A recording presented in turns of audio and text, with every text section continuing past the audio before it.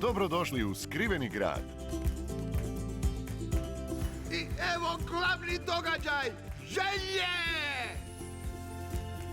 Gdje želje ispunjava drvo želja. Znam što ću poželjeti. Želim u divljinu, gdje je pravi snijeg i zle koale i strahote.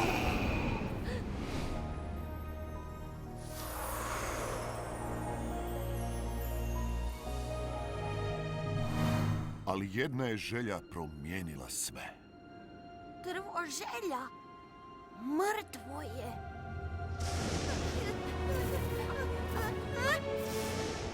Karla Repić Oposum, moraš popraviti ono što si učinila.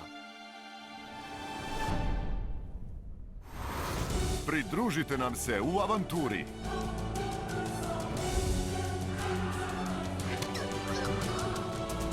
Za spas skrivenog grada.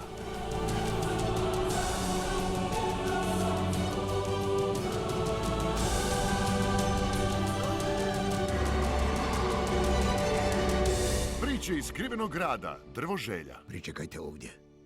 Da se niste usudili slijediti me.